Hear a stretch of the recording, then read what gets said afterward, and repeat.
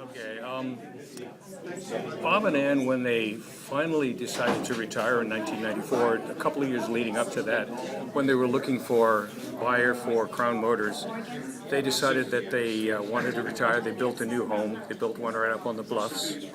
Beautiful, beautiful home right on Hilltop.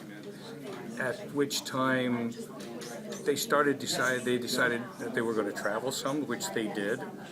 They had accumulated enough wealth that they took our whole family on their 50th anniversary on a cruise to the Caribbean for a week. And I think it was probably, well, it was a little before that they decided, well, it's really nice to be able to have the money to spend it, but they wanted to share it. And knowing them the way I do, they wanted to share it in such a way that it showed the least publicity. They weren't very big on rah-rah and pats on the back, but certainly not my uncle.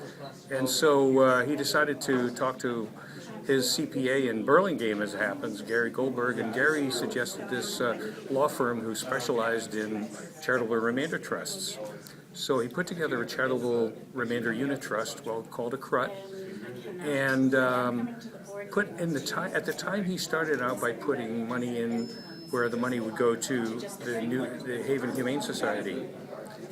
Later, as the thoughts evolved and his ideas evolved, where he knew he wanted to do something just more than the animals, because they both loved animals. They had 4 cats and a dog.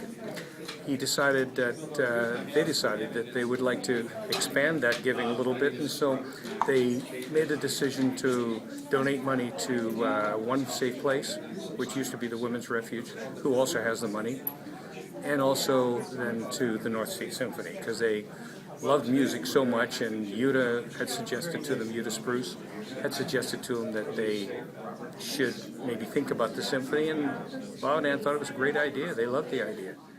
And so there were a lot of creative ways to do it, but this was really a straightforward way of creating money for the charities.